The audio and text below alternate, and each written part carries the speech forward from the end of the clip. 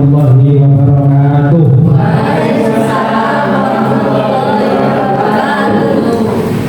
Yang terhormat Kepala SMP Negeri 9 Surabaya Ibu Rini Aswinarti, yang terhormat Ibu Linda Inipa selaku calon guru penggerak angkatan 10 dari SMP 9 Surabaya, Bapak Ibu guru, teman sejawat dan guru senior yang dirahmati Allah Subhanahu wa taala. Pertama, marilah kita senantiasa mengaturkan puji syukur kehadirat Allah Subhanahu wa taala karena karunia-Nya, limpahan rahmat, taufik dan hidayah-Nya pada kesempatan sore yang berbahagia ini kita dapat berkumpul bersama dalam suatu aula SMP Negeri 9 Surabaya dalam rangka acara diseminasi materi modul 1.4 budaya positif yang akan disampaikan oleh Ibu Linda Inipa MPD dengan keadaan sehat walafiat tanpa ada halangan suatu apapun. Allahumma amin ya rabbal alamin. Bapak Ibu yang kami hormati, perkenalkan saya di sini selaku pembawa acara akan menyampaikan susunan acara diskusi pada kesempatan sore hari ini. Acara yang pertama adalah pengarang sekaligus arahan dari Ibu Kepala Sekolah SMP 39 Surabaya, Ibu Rini Aswinarti, dan dilanjutkan acara yang kedua paparan materi dari Ibu Linda Inipa tentang budaya positif yang akan disampaikan oleh Ibu Linda Inipa. Bapak Ibu yang kami hormati, supaya mempersingkat waktu pada kesempatan sore hari ini,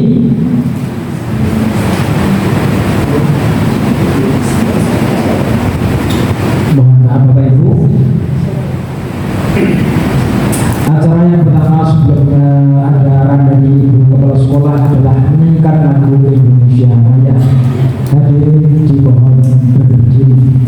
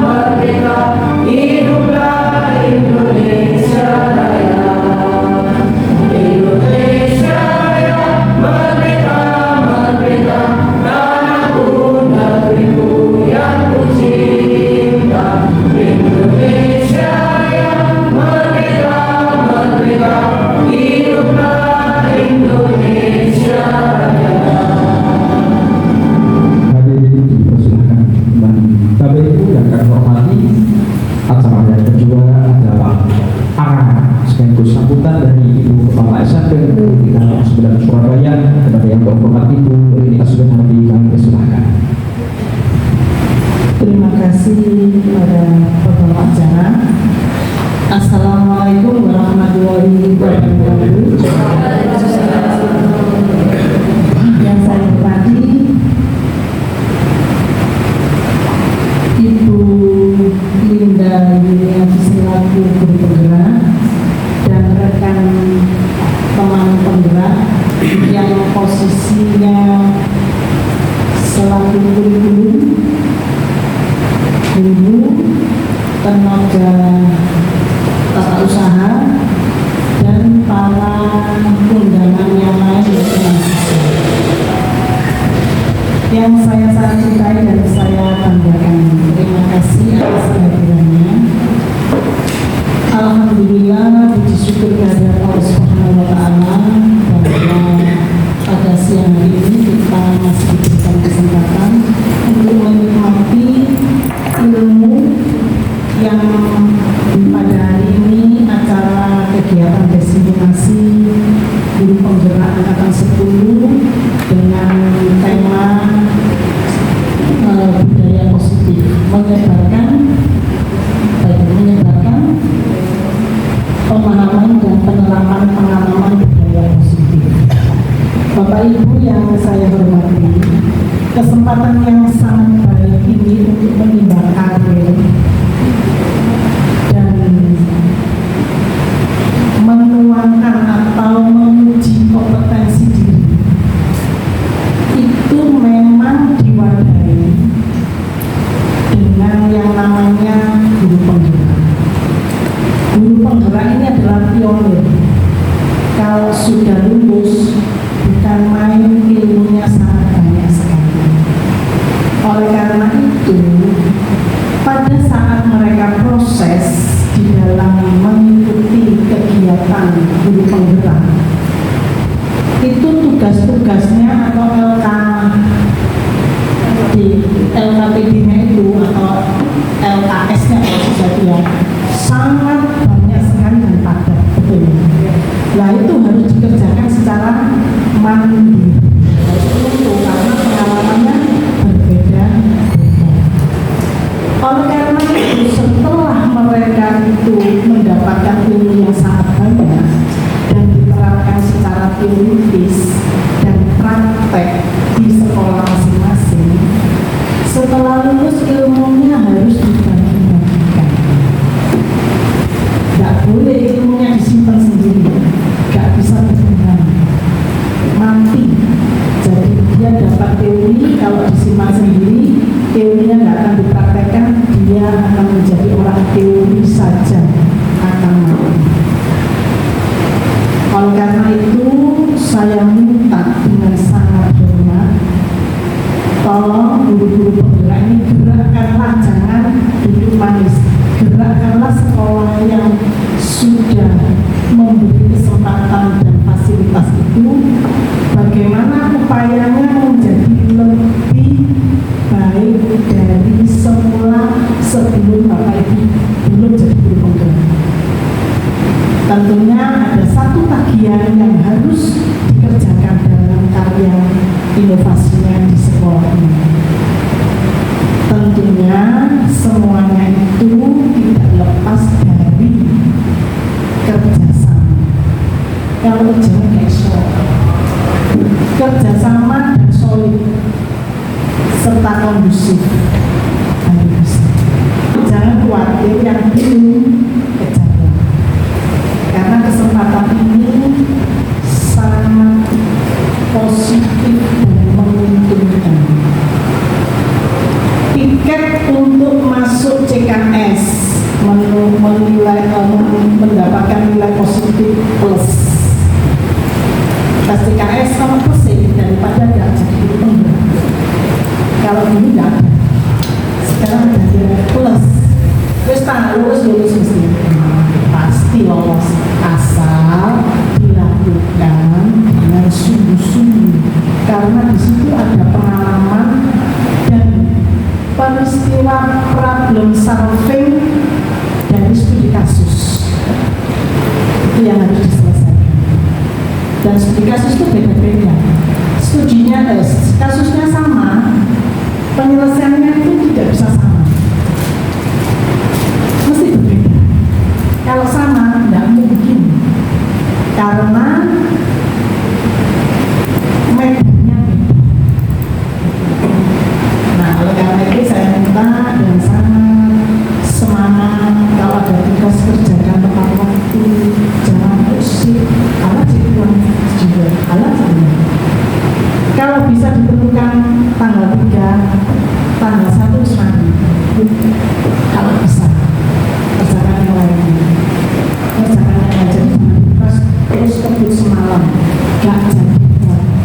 karyanya karena tidak dibaca berulang-ulang. Jadi kalau tanggal 3 diselesaikan, tanggal 1 selesaikan, dikoreksi lagi, disusunnya lagi, dicetak yang bagus, itu hasilnya maksimal bagus. Itu dibilang semuanya dimulai awal-awal ketok, gak asuransi ketok, kalau lebih ketok itu penilaian. Alangkah baiknya semuanya itu disiapkan dengan matang, gitu ya. Jadi jaga kesehatan, jaga hati, pikiran, gembira. Aja sedih-sedih, hasil itu sedih. Itu mempengaruhi sekali. Nah, pada diseminasi ini, budaya positif ini yang dibawa oleh Dinda sebagai calon penggerak, saya percaya Bapak Ibu akan terlibat, sekolah itu juga akan terlibat menjadi baik. Saya berterima kasih atas kehadiran Bapak Ibu memberikan waktu bersama-sama mendukung, mensupport sehingga bisa berjalan sama. Dan saya minta maaf, mungkin saya pun juga tidak bisa menunggu sampai selesai. Ya, saya menghadiri karena saya harus melaksanakan tugas yang lain. Bisa saya mohon izin nanti. Terima kasih atas izinnya.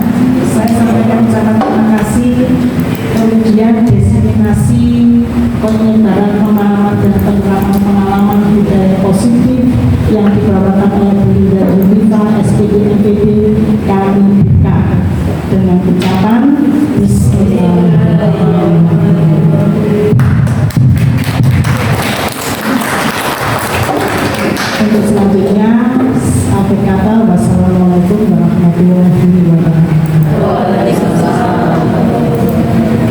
Terima kasih teman-teman kepada Ibu Rini Asunati yang telah menyampaikan sambutan sekaligus arahannya, banyak hal yang disampaikan oleh beliau tentang guru penggerak, dan tentunya kita juga Bu Rini berharap dengan teman-teman yang lain di 39 nanti banyak yang ikut dan lolos CGP berikutnya. Amin ya rabbal alamin.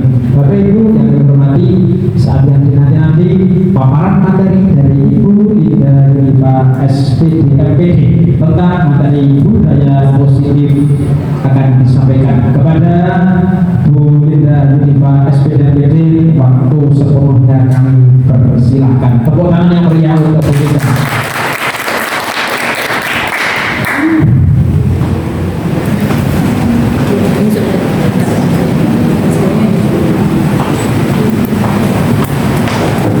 Terima kasih Pak Dar. Assalamualaikum warahmatullahi wabarakatuh.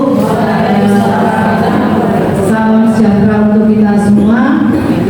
Bapak guru hebat SMP Negeri 39 Surabaya, sekali lagi saya ucapkan terima kasih karena sudah membersamai saya, Ibu Kepala Sekolah, yang memberikan kesempatan yang seluas-luasnya untuk para guru untuk bisa berkompetisi, untuk bisa meningkatkan profesionalisme sebagai guru. Salah satu ada yang digulirkan oleh pemerintah yaitu guru penggerak.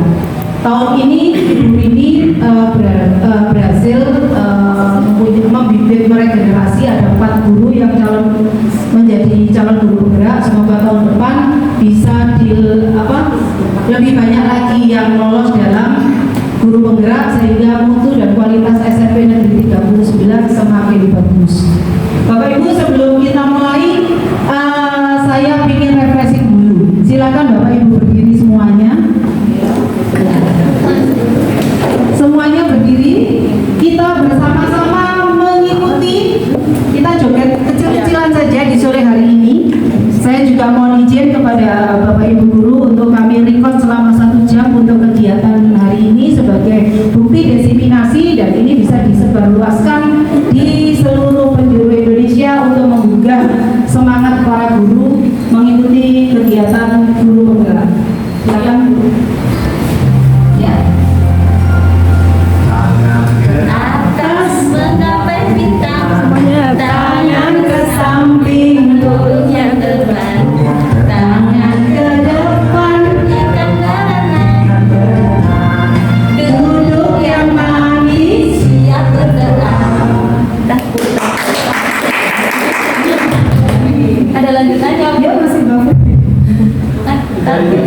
tangan diputar,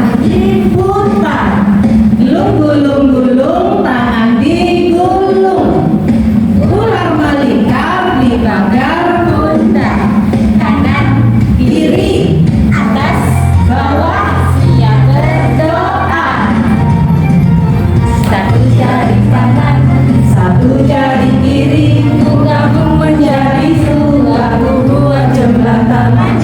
Dua jari kanan, dua jari kiri, gabung jadi empat buat kamera. Tiga jari kanan, tiga jari kiri, gabung menjadi enam buat menara tinggi. Empat jari kanan, empat jari kiri, gabung jadi 8 buat telinga kelinci. Lima jari kanan, lima jari kiri, gabung menjadi 10 siap berdoa. Tangan ke atas menggapai bintang, tangan ke samping burung yang terbang, tangan ke depan ikan berenang, duduk yang rapi siap berdoa. Putar-putar tangan diputar, gulung-gulung tangan digulung, ular melingkar di pagar bundar, kanan kiri atas bawah siap berdoa. Satu jari kanan, satu jari kiri, gabung jadi dua buat jembatan panjang. Dua jari kanan, dua jari kiri, gabung menjadi 4 buat kamera. Tiga jari kanan, tiga jari kiri, gabung menjadi 6 buat menara tinggi. Empat jari kanan, empat jari kiri, gabung menjadi 8 buat telinga tinggi. Lima jari kanan, lima jari kiri, gabung menjadi 10 siap berdoa. Terima kasih. Akhirnya dapat senyum deh. Iya. Ayo begini waktu nun.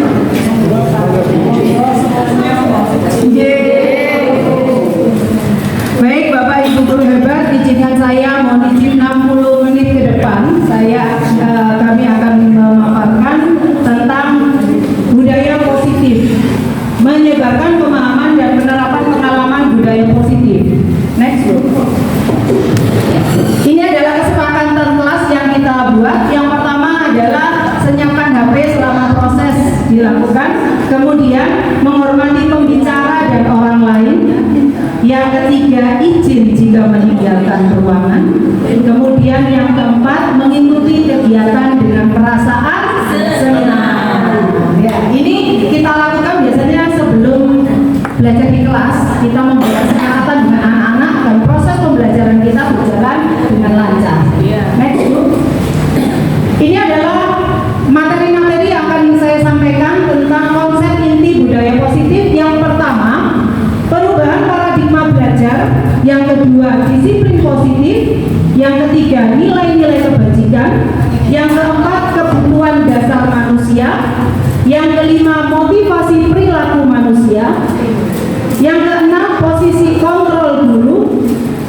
6, keyakinan kelas. Dan terakhir adalah segitiga restitusi. Menu-menu yang ada di di depan ini adalah menu yang sangat penting bagi seorang guru. Jadi selama kita berbeda-beda ya, puluhan tahun kita mengajar, tapi kadang kita baru tahu teorinya seperti ini. Kadang kita langsung menyalahkan anak, ternyata kita masih banyak harus belajar. Next Bu. Materi yang pertama yaitu pembelajaran dengan paradigma baru. Pembelajaran paradigma baru merupakan pembelajaran yang dirancang berdasarkan pembelajaran berdiferensiasi. Artinya pembelajaran yang memberikan kebutuhan sesuai dengan masing-masing anak, sesuai dengan potensi masing-masing anak, kelebihan masing-masing anak itu yang dilayani. Jadi anak dalam satu kelas tidak mungkin semuanya sama, pasti berbeda. Ketika mereka berbeda, menu yang kita sajikan juga berbeda, perlakuan yang kita sajikan juga berbeda. Next. itu tujuan akhirnya adalah mampu menciptakan anak-anak yang mempunyai dimensi Pancasila. Apa saja dimensi profil pelajar Pancasila? Yang pertama yang kita harapkan adalah pelajar itu beriman dan bertakwa kepada Tuhan Yang Maha Esa. Kalau pengen cepat itu dimengerti, kita buat lagu Bapak Ibu. Belajar Pancasila, beriman dan bertakwa pada Tuhan Yang Esa dan berakhlak mulia, berkebinekaan global, gotong royong mandiri, kreatif dan bernalar kritis. 6 dimensi itu yang akan kita berikan kepada anak-anak. Bagaimana caranya, bagaimana upayanya, kita belajar bersama-sama pada hari ini. Saya berdiri di sini bukan berarti hebat, tidak. Karena saya lebih tahu, itu saja bedanya. Kita belajar sama-sama. Next, Bu. Ini adalah miskonsepsi tentang teori kontrol selama ini yang kita lakukan. Bahwa guru adalah pengontrol. Guru itu segalanya. Guru itu bisa menghukum, menekan untuk mewujudkan pemikiran guru adalah benar. Dan itu adalah miskonsepsi yang salah. Yang dulu sebelum saya mengikuti guru penggerak, itu yang saya lakukan. Bahwa saya adalah pemberi hukuman kepada anak-anak supaya anak-anak itu mau mengerjakan tugas, menyelesaikan tugas. Itu awalnya yang saya lakukan. Nah, sekarang kita rubah bersama-sama. Ini adalah teori tentang dunia dan teori kontrol. Jadi kita bergeser. Awalnya kita menggunakan stimulus respon, bahwa realitas kebutuhan kita sama. Jadi kita memandang bahwa semua anak itu sama. Tetapi di teori kontrol, realitasnya kebutuhan anak-anak itu berbeda-beda. Sepakat boten? Ya, berbeda-beda. Kemudian semua orang melihat hal yang sama. Ketika di teori kontrol, setiap orang memiliki gambaran yang berbeda-beda. Doni tidak bisa sama dengan Leni, Meme nggak mungkin sama dengan Lani. Masing-masing punya potensi. Itu yang perlu kita tahu. Yang ketiga, kita mencoba mengubah orang agar berpandangan sama dengan kita. Kita memaksakan orang lain untuk sependapat dengan kita. Coba kita tengok ke teori kontrol. Kita berusaha memahami pandangan orang lain tentang dunia. Jadi lebih membumi, lebih humanis, lebih menurunkan stres kita menjadi guru. Kemudian perilaku buruk dilihat sebagai suatu kesalahan.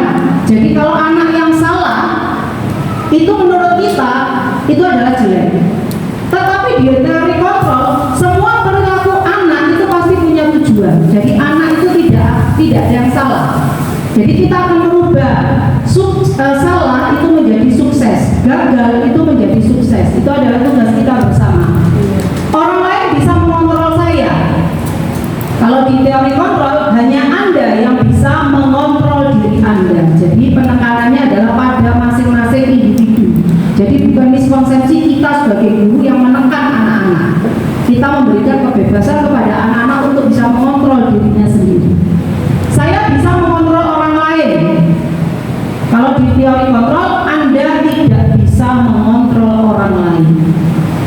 Pemaksaan ada pada saat rujukan gagal. Kalau di teori kontrol, kolaborasi dan konsensus menciptakan pilihan-pilihan baru. Selanjutnya, model berpikir menang kalah.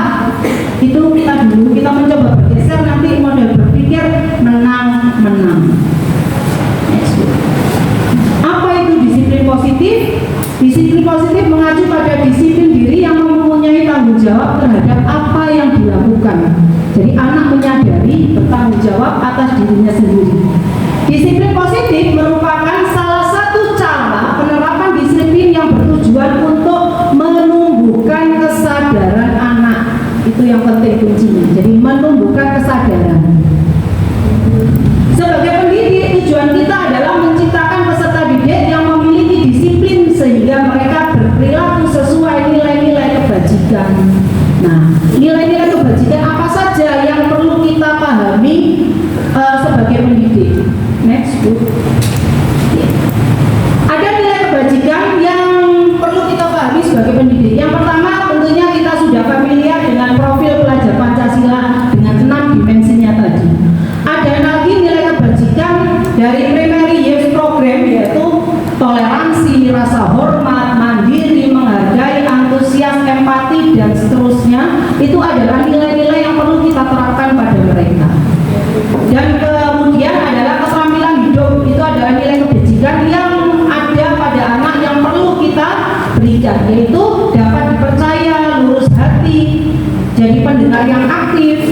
kemudian tidak merendahkan orang lain, dan memberikan yang terbaik pada diri sendiri. Ini adalah nilai-nilai kebajikan yang akan kita gulirkan bersama untuk mewujudkan anak-anak sesuai dengan profil dimensi pelajar Pancasila. Belajar tentang anak, agar anak itu tidak kita salahkan melulu, kita yang harus belajar duluan karena kita yang mendidik mereka. Kita harus paham tentang apa sih kebutuhan dasar anak. Kenapa sih anak ini, misalnya si A hari ini baik, besok ulang lagi, diberitahu berperilaku seperti itu lagi. Ternyata di teorinya ada, dan sekarang kita mencoba membedah agar kita menjadi guru tidak stres dengan anak-anak yang seperti ini. Justru kita belajar dari mereka untuk meningkatkan kualitas kita. Kebutuhan dasar manusia adalah segala sesuatu yang kita lakukan untuk mendapatkan apa yang kita inginkan. Seluruh tindakan yang kita lakukan memiliki tujuan tertentu, dan semua usaha terbaik yang kita lakukan agar kebutuhan dasar kita terpenuhi. Sekarang saya mau bertanya, untuk Bu Dila, kebutuhan dasar Bu Dila itu apa? Setiap orang kan punya kebutuhan dasar ya, dan pasti berbeda-beda. Kebutuhan dasar Bu Dila saat ini, apa keinginan besar, kebutuhan yang harus segera dicapai saat ini? Menjadi guru yang lebih baik lagi. Tepuk tangan untuk Bu Dila. Menjadi guru yang lebih baik. Kebutuhan dasar Bu Lini, silakan Bu.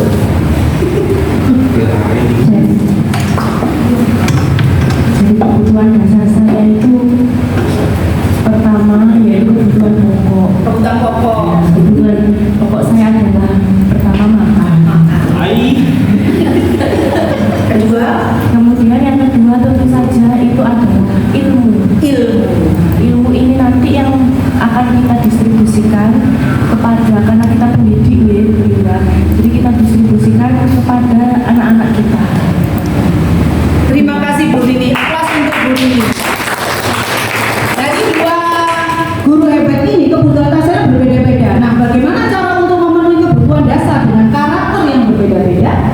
Next, Ibu. Ini adalah 5 kebutuhan dasar manusia yang kita ketahui. Semua manusia punya ini. 1, bertahan hidup, betul? Ada yang mau bertahan? Ya. Ini adalah apa? Untuk mempertahankan hidup kita butuh makan, pakaian, tempat, keamanan, dan kesehatan. Yang kedua adalah kasih sayang.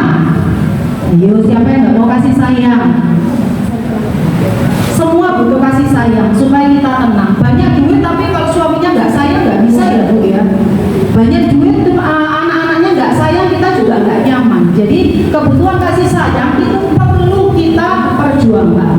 Yang ketiga adalah penguasaan. Yang keempat adalah kebebasan. Dan yang kelima adalah kesenangan. Termasuk healing, ya, termasuk yang hobi masak ya dituangkan dalam memasak, yang hobi menulis itu harus dituangkan agar apa? Agar untuk mencapai cita-cita kita bisa terpenuhi, karena kebutuhan dasarnya akan dapat. Nanti kita kaitkan dengan anak-anak kita. Next Bu. Ini adalah motivasi perilaku yang mendorong untuk mencapai sebuah kebutuhan. Motivasi perilaku kita ada 3. Yang pertama adalah untuk menghindari ketidaknyamanan atau hukuman. Jadi anak melakukan sesuatu itu punya motivasi. Yang pertama menghindari ketidaknyamanan atau hukuman. Yang kedua untuk menjadi orang yang mereka inginkan dan menghadiri sendiri dengan nilai-nilai yang mereka percaya. Dan yang ketiga adalah untuk mendapatkan imbalan atau penghargaan. Ini adalah motivasi anak-anak kita. Saya datang nggak terlambat deh supaya nanti dapat hadiah dari Ibu Nurul. Itu motivasi.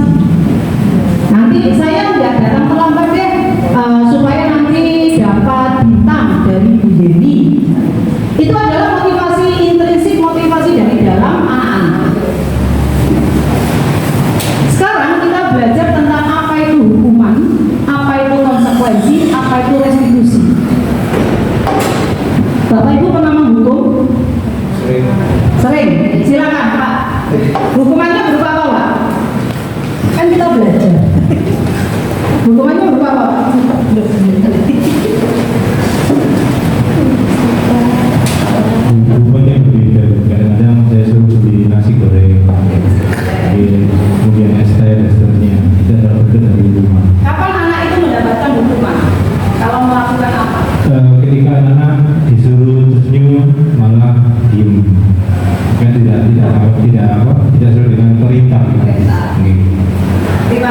Pak Wahidun.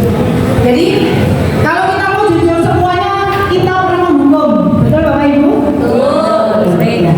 Nggak salah karena kita nggak tahu tekniknya. Sekarang kita mulai bergeser, kita berharap dengan disiminasi ini kita akan bergeser tidak melakukan hukuman. Kemudian kita akan bergeser menjadi konsekuensi dan yang paling sempurna adalah restitusi.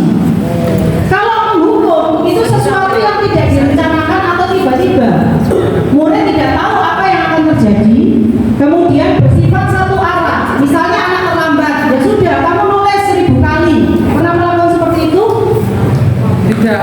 Ya. Pernah. Ya, pernah. Ketika anak melakukan seperti itu, anak akan merasa apa? Membekas kan? Walaupun dia salah, dia akan membekas karena dihukum. Karena hukuman itu cenderung satu arah dari orang yang kuat terhadap bawahannya. Kalau kita ke konsekuensi, ini akan terencana, disepakati sesuai aturan. Ini lebih bagus daripada hukuman. Nah, kalau kamu tidak mengerjakan tugas, nah konsekuensinya nilaimu akan saya beri ini, itu konsekuensi. Kemudian kalau restitusi adalah proses menciptakan kondisi bagi murid untuk memperbaiki kesalahan. Jadi restitusi ini, jika anak salah, anak itu akan sadar akan kesalahannya dan merubah. Jadi bukan guru yang mendoktrin dia. Jadi tidak ada luka di hati mereka, karena mereka diajak untuk berdialog. Apa sih nak? Kelamaan bu. Menurut kita hukuman itu paling tepat, nah wes. Besok dia akan melakukan lagi dan yang parah adalah itu membekas sampai dia dewasa. Next. Ini ada tabel, sama-sama kita merefleksi. Membersihkan coretan yang dibuatnya di meja tulis, hukuman atau konsekuensi? Hukuman. Oke, kita catat ya. Yang kedua, murid diminta untuk push up 15 kali karena tidak menggunakan masker ke sekolah.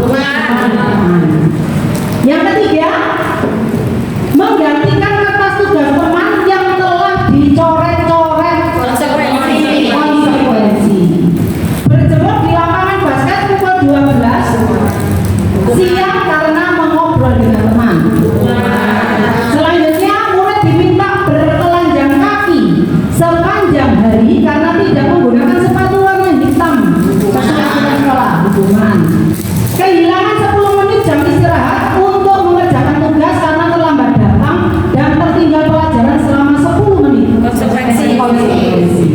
Duduk di bangku pinggir lapangan pada jam istirahat tidak diizinkan bermain oleh guru piket karena mencederai teman-temannya. Oke, kita buktikan. Tepuk tangan itu Bapak guru hebat. Jadi Bapak tahu sekarang hukuman konsekuensi. Tapi yang paling bagus ada restitusi. Kita nggak mungkin dari hukuman langsung ke restitusi. Yang bagus itu proses. Pelan-pelan kita berproses baik anak maupun guru. Saya juga tidak menganjurkan panjenengan semua untuk langsung terjun jadi restitusi, malah buyar semua. Kita lebih baik bertahap pelan-pelan, kita kuasai ilmunya, kita terapkan pada anak-anak kita. Next Bu. Ini adalah 5 posisi kontrol guru. Yang pertama kita sebagai penghukum, yang kedua kita sebagai pembuat merasa bersalah, yang ketiga sebagai teman, yang keempat sebagai pemantau, dan yang kelima manajer. Penghukum ini biasanya guru mengatakan dengan kasar dan keras kata-katanya, dan itu melampaui anak. Guru merasa bahwa itu adalah cara satu-satunya untuk membuat anak lebih baik. Kata kuncinya itu, guru merasa itu salah satu alat supaya anak itu bisa berubah dengan menghukum. Yang kedua, membuat merasa bersalah. Di sini intonasi guru ketika bertemu dengan anak yang melakukan kesalahan, intonasinya lebih menurun, lebih lembut daripada yang menghukum. Tetapi di sini anak merasa tidak nyaman dengan kata-kata guru yang lembut itu tadi. Tetapi tetap ada luka di situ. Kemudian yang ketiga sebagai teman, kita sama anak-anak kita bestie, kata-katanya ayolah kerjakan, masa kamu nggak bestie sama ibu. Kata-katanya seolah-olah baik dan anak itu menurut. Tetapi itu tidak bertahan lama. Karena apa? Anak itu akan apa? Terus terus enggak mandiri. Dia akan terbebani atau selalu pada ibu guru itu terus, karena yang merasa ibu guru ini nurutin aku. Ketika itu belanja pada orang lain, dia nggak nurut. Kemudian memantau. Ini lebih baik lagi, tapi harus berdasarkan data. Jadi menyalahkan, tapi berdasarkan data dan konsekuensi kalau pemantau. Dan yang sempurna adalah kita sebagai manajer. Artinya apa? Ketika anak melakukan sebuah kesalahan, kita tidak menjudge dia salah, tapi dia menyadari apa yang dia lakukan dan bersama-sama berdua membuat solusi. Anak itu yang membuat solusi. Kalau terlambat, ya saya harus ini dulu. Dia yang memberikan, bukan kita. Jadi menumbuhkan kesadaran dari dalam diri anak tersebut. Ini adalah contoh penerapan 5 posisi kontrol. Yang pertama, ada kasus siswa tidak memakai atribut lengkap saat upacara bendera. Dia mendapatkan hukuman hormat pada bendera selama 1 jam. Berarti guru sebagai apa di sini, Bapak Ibu? Sebagai penghukum. Karena menghukum anak itu, karena dianggap dengan menghormat bendera dia besok akan membawa atribut lengkap. Apakah itu berhasil? Enggak. Bisa 1 minggu dia berbawa, ibunya lagi, bilang lagi. Kemudian berapa kali Bapak Ibu harus memberitahu kamu selalu saja mengecewakan Bapak Ibu. Di sini kata-kata ini menyatakan bahwa Bapak Ibu guru sebagai pembuat bersalah. Jadi intonasinya lebih lembut. Selanjutnya, ayo dong ikuti aturan sekolah. Tolong Bapak Ibu ya, kali ini ya sudah, tidak apa-apa, lain kali jangan berbuat seperti itu lagi ya. Pernah Bapak Ibu lakukan? Pernah. Jadi saat itu kita sebagai teman. Kemudian kamu sudah melanggar peraturan sekolah. Tahu konsekuensinya? Setelah upacara, kamu beli atributnya di koperasi dan jangan diulangi lagi. Di sini guru sebagai pemantau. Jadi dia melakukan, tetapi dia akan mengulangi lagi. Tapi dia tahu konsekuensinya. Tapi ini masih lebih bagus. Dan yang terakhir adalah ini yang dilakukan guru yang mencoba kita akan bergeser ke sini, Bapak Ibu. Jadi apa kamu tahu kesalahanmu, nak? Kira-kira bagaimana kamu memperbaiki kesalahanmu? Nah, ketika dia menjawab, menulis, itu yang kita harapkan. Jadi dia dengan sadar akan merubah dirinya, tapi bukan dari guru, tapi dari dirinya sendiri. Betul. Sekarang kita refleksi dari 5 kontrol tadi. Kalau seorang guru mengatakan, saya kecewa sekali dengan kamu, kira-kira posisi guru sebagai apa? Rasa bersalah. Silakan Bu Bena. Membuat rasa bersalah. Membuat rasa bersalah. Saya kecewa sekali dengan kamu. Itu seorang anak, dia diam, dia akan menyalahkan dirinya sendiri. Dari kata-kata guru itu yang lebih lembut. Ya, tepuk tangan untuk Bu Bena. Selanjutnya, kamu tidak pernah benar melakukannya. Monggo. Dari 5 tadi. Apakah manajer? Iya. Apakah? Silakan Bu Endang. Menghukum. Dari kata mana, Bu? Menjustis itu berarti ya. Menjustis anak. Ya. Kamu tidak pernah benar melakukannya. Ya. Tekanan itu, ya bukan? Oke, tepuk tangan untuk Bu Endang. Mantap Bu. 39 luar biasa. Apa rencanamu untuk menyelesaikan masalah ini? Apa Bu? Iya betul, yang terakhir. Depannya M Bu. Manajer Bu. Iya. Apa tadi?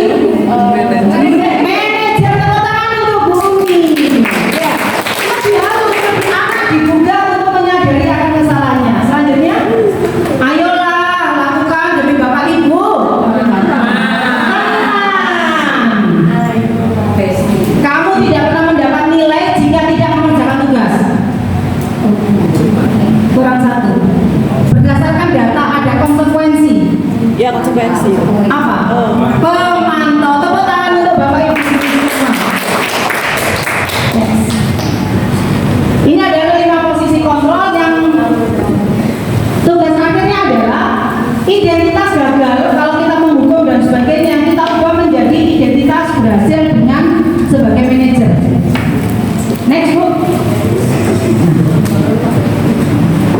Keyakinan kelas. Pernah dengar Bapak Ibu? Pernah membuat? Pernah. Ya. Mengapa keyakinan kelas bukan peraturan kelas?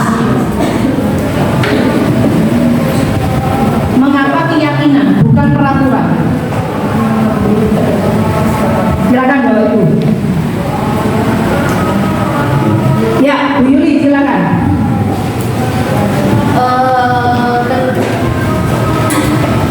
Mengapa keyakinan kelas bukan peraturan kelas? Karena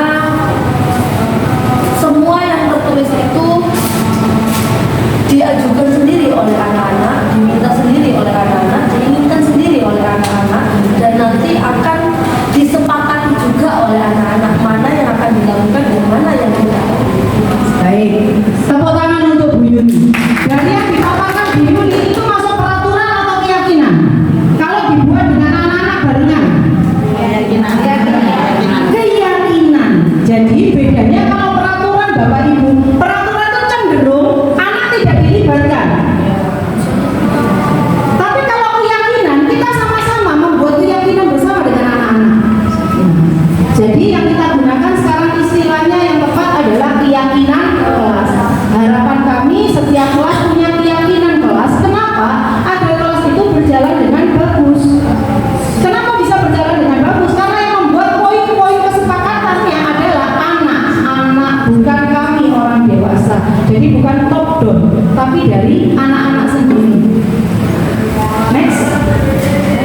Ini adalah pembuatan keyakinan kelas yang bersifat abstrak, universal, dibuat dalam pernyataan positif. Jadi dilarang terlambat. Itu positif atau negatif? Kata dilarang. Negatif. Jadi kalau membuat keyakinan kelas kata-katanya dipositifkan. Menjadi apa Bu? Diharapkan Datang tepat waktu. Terlambat itu keren. Nah, itu kan anak-anak lebih persuasif. Kemudian sedikit saja agar mudah diingat. Jadi tidak perlu keyakinan kelas sampai 12. Lupa, 5 saja cukup, tapi itu disepakati bersama. Selanjutnya, sesuai dengan kondisi kelas dan sekolah sehingga mudah diterapkan, semua warga sekolah atau kelas dilibatkan saat membuat keyakinan kelas. Next. Ini adalah perbedaan peraturan dan keyakinan. Kalau peraturan selalu kata-katanya selalu kembalikan buku ke tempatnya. Tapi kalau keyakinan, nilai apa yang diberikan? Nilai tanggung jawab. Kemudian dilarang mengganggu orang lain. Nilai kebajikannya apa? Supaya anak itu menghormati orang lain. Kemudian hadir di sekolah 15 menit sebelum pembelajaran dimulai. Agar dia menghormati orang lain. Kalau terlambat dia akan merugikan diri sendiri dan orang lain. Kemudian dilarang melakukan kekerasan. Nilai apa? Keselamatan. Kemudian dilarang menggunakan narkoba. Nilai kesehatan. Bergantian atau menunggu giliran supaya dia belajar menghormati orang lain. Gunakan masker. Nilai kesehatan. Jangan berlari di kelas atau koridor. Nilai keselamatan. Next. Ini adalah segitiga restitusi. Ini kita lakukan ketika terjadi suatu permasalahan terhadap anak. Jadi ada tindakan yang kita lakukan.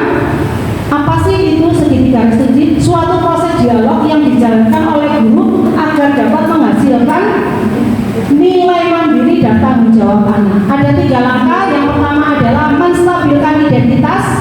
Yang kedua adalah validasi tindakan yang salah. Dan yang ketiga adalah menanyakan keyakinan. Balik dengan keyakinan yang sudah dibuat dengan kelas tadi. Menstabilkan identitas itu apa? Berdasarkan prinsip membuat kesalahan adalah bagian dari proses pembelajaran. Contoh kata-katanya menstabilkan. Berbuat salah itu wajar. Jadi kalau kita menemukan anak salah, kita stabilkan dulu. Kita ngamini dia istilahnya. Berbuat salah itu wajar loh. Ibu saja juga pernah salah. Ketika itu kita ucapkan terhadap dia, sudah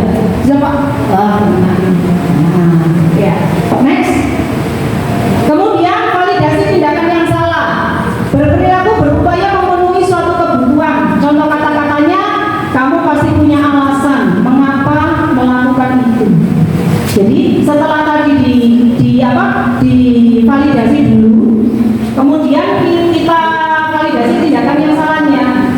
Kamu pasti punya alasan datang terlambat. Iya Bu, tadi saya ketiduran atau saya tidurnya malam. Nah, ketika dia utarakan seperti itu, nanti dia akan menemukan sendiri jawabannya. Next, yang terakhir adalah menanyakan keyakinan kelas.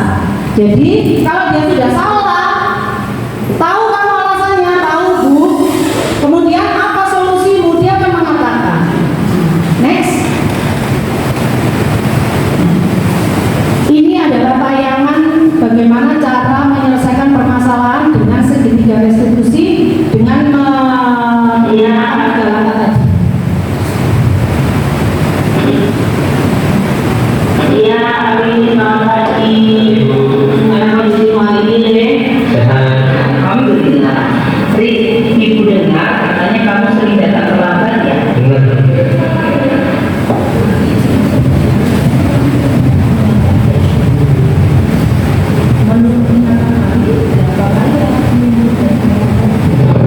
Tiga kali dalam seminggu.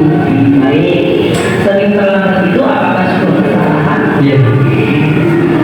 Baik, kali berbuat kesalahan itu manusiawi. Setiap orang pasti pernah melakukan kesalahan. Yang lebih penting bukan kesalahannya, tapi kita menyadari dari berbuat salah itu kita memperbaiki, ya, agar menjadi lebih baik. Ari, bagaimana Ari? Apakah kamu setuju dengan itu? Ya, Ari, apakah sering datang terlambat? Coba cari solusinya yang sama-sama ya. Hari sering datang terlambat itu tentunya punya alasan. Apa alasannya? Kalau saya sudah habis malam, tapi satu saya kurang. Baik, Ari tahu datang terlambat itu sesuai dengan keyakinan kelas yang disepakati tidak? Tidak. Tidak. Baik, kalau terlambat ke sekolah, apakah itu sesuai dengan keyakinan kelas kita? Tidak. Tidak. Nah, kalau Ari menyadari hal itu, menurut Ari, keyakinan kelas apa yang sudah dilanggar oleh Ari? Kedisiplinan. Kedisiplinan. Baik, menurut Ari, disiplin itu penting tidak? Penting. Pentingnya apa kalau tidak disiplin? Karena kita dapat menghargai waktu. Dan pekerjaannya atau tugasnya pasti selesai. Good. Baik Ari, apa yang Ari sampaikan itu tepat sekali. Ya.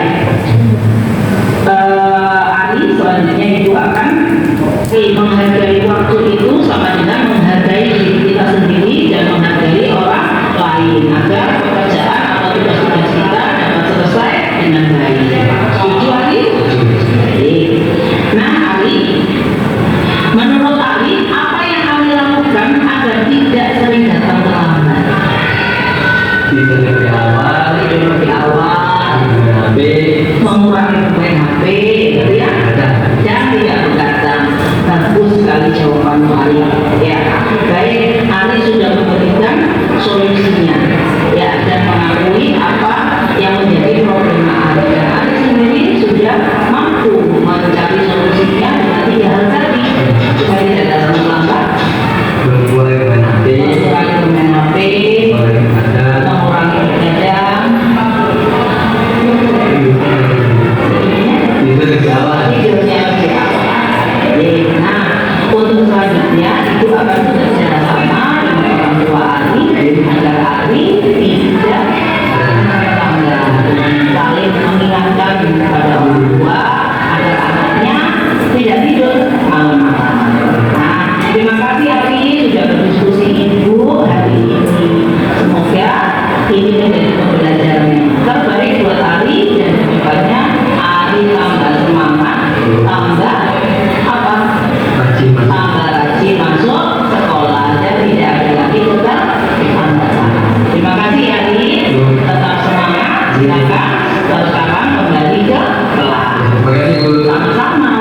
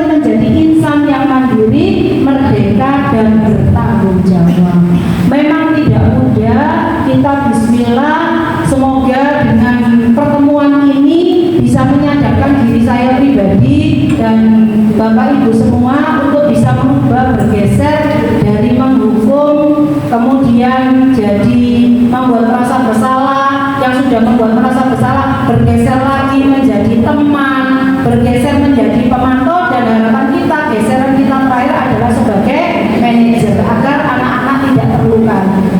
Demikian Bapak Ibu, mohon maaf atas mungkin ada perilaku kata-kata yang kurang berkenan selama proses disiplinasi. Wabillahi taufiq wal hidayah. Wassalamualaikum warahmatullahi wabarakatuh.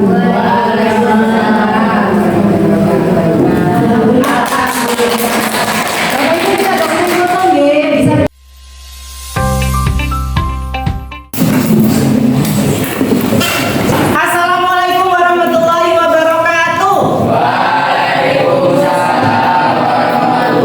wabarakatuh. Selamat pagi murid.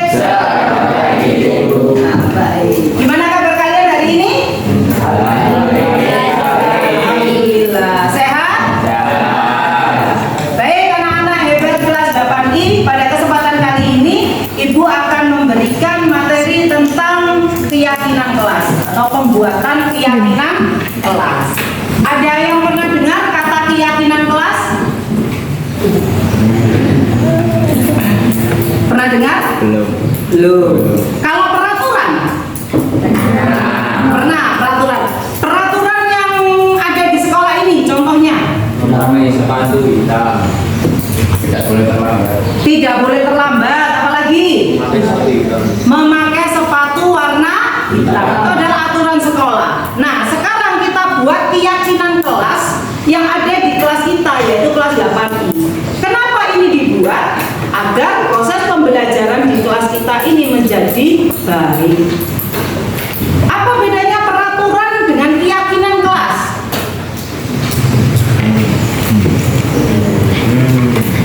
Dari membuat, kalau peraturan itu biasanya dibuat oleh siapa? Alasan. Dari atasan, ya, dari satu, ya, langsung top down. Kalau keyakinan kira-kira Dibicarakan satu kelas. iya, dibuat secara bersama-sama. Kalau di kelas ini berarti dibuat suatu kesepakatan bersama-sama. Kenapa dibuat keyakinan?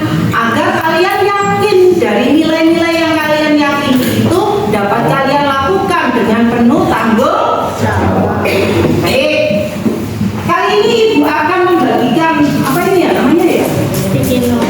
Iya. Satu orang satu, silakan kalian tulis kesepakatan atau keyakinan kelas. Tentunya syarat membuat keyakinan kelas adalah kata-katanya harus bernilai positif. Misalnya membuang sampah, dilarang membuang sampah, itu positif atau negatif? Negatif, kata dilarang. Diperhalus menjadi kalimat positifnya apa? Buanglah sampah. Buanglah sampah, ya. Jadi kalian sudah tahu salah satu syaratnya adalah membuat kalimat positif. Baik, silakan.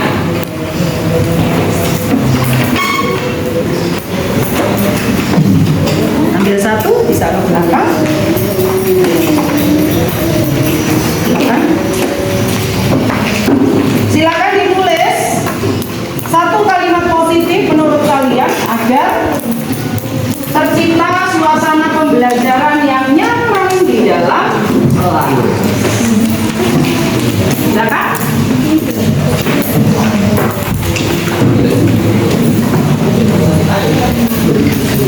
Oke.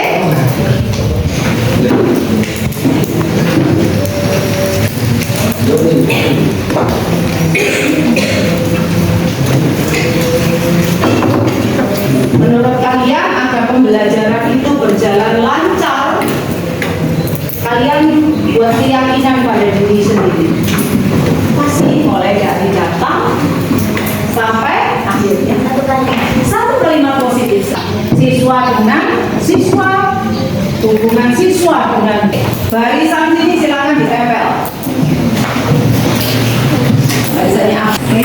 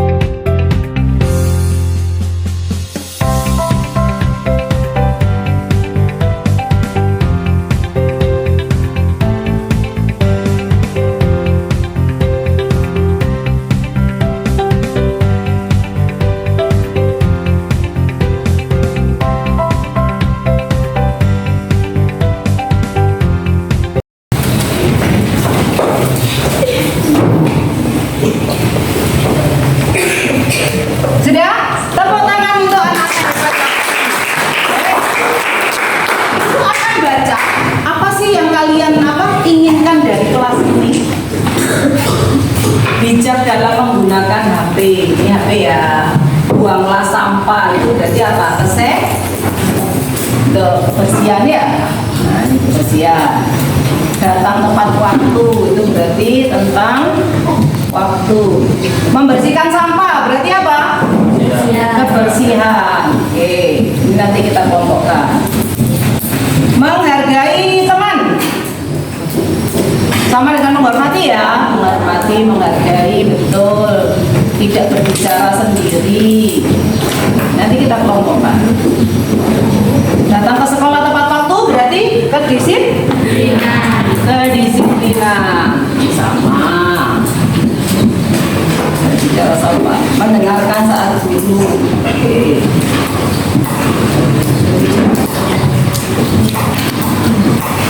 Menghormati. Datang tepat waktu.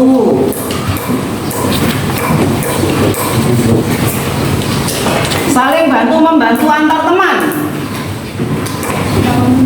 Iya. Gunakan HP dengan bijak. Oke, bijak. Datang tepat waktu. Nah, ada poin penting setelah kita petakan bahwa yang pertama adalah apa ini? Datang tepat waktu. Sepakat? Sepakat. Kemudian bijak dalam menggunakan handphone. Iya, jadi HP boleh membawa HP? Boleh, tapi digunakan untuk proses pembelajaran. Terus, ya. Kemudian menjaga kebersihan, menghormati guru. Nah, sekarang sekretaris kelas siapa? Jasmine. Siapa? Cesia. Oh, Cesia. Silakan Cesia.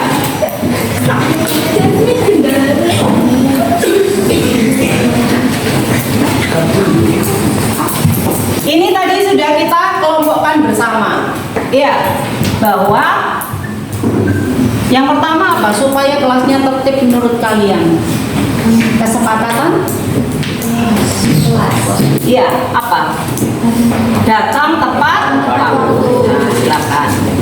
Belajar sudah lewat. Iya. Kemudian hubungan dengan teman dan guru tadi apa? Iya, saling menghargai. Oke. Mewakili ya. Kemudian apa ini? Menggunakan gadget dengan bijak. Ini ada piket kelas nggak tadi? Oh ini, buanglah sampah pada tempatnya. Oke. Kemudian hubungan antar teman dalam berkomunikasi harus apa ini? Apa ini? Bicara dengan sopan. Berbicara dengan sopan. Nah, terima kasih Patri. Nah, anak-anak, ini adalah kesepakatan yang sudah kalian buat secara bersama-sama. Tentunya kesepakatan ini adalah nanti akan menjadi suatu keyakinan bersama supaya kalian bagus, baik proses pembelajarannya. Yang pertama kita sepakat apa ini? Datang tepat waktu. Yang kedua, buanglah sampah pada tempatnya agar kelasnya tetap terjaga, terbersih. Kemudian menghormati guru saja. Iya, menghormati guru dan teman. Silakan Badri dilengkapi. Menghargai guru dan teman. Kemudian bagi bijak menggunakan HP. Sepakat? Oke. Dan yang kelima, berbicara secara sopan. Nah, anak-anak, ini adalah hasil keyakinan kelas. Ibu berharap keyakinan ini kita yakin nilai-nilai positif yang sudah kalian tulis. Dan kalau sudah yakin, itu dilakukan dengan penuh tanggung jawab. Nah, setelah ini kalian ibu beri kesempatan untuk menandatangani kesepakatan kelas ini. Nanti masing-masing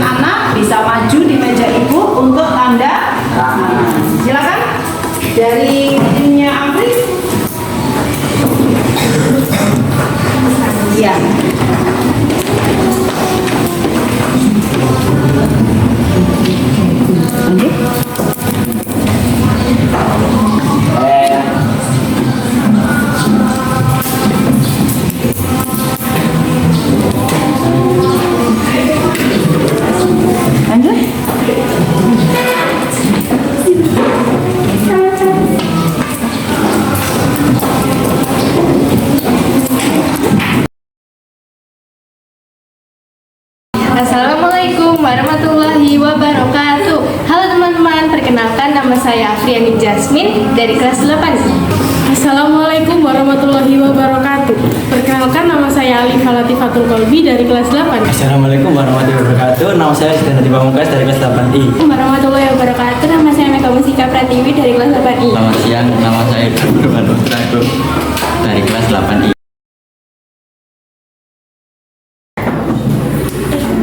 Aku bahagia dengan keyakinan kelas ini. I'm so happy. Saya senang karena telah membuat keyakinan kelas ini. Saya senang. Kulo seneng karo keyakinan kelas ini. Penting, Penting, Penting. penting.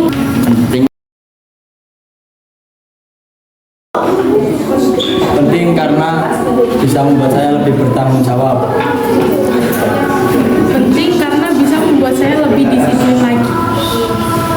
Penting karena dapat membentuk karakter pribadi yang dapat menghargai orang lain. Penting karena dapat membuat pembelajaran menjadi nyaman. Penting karena membuat kelas lebih nyaman.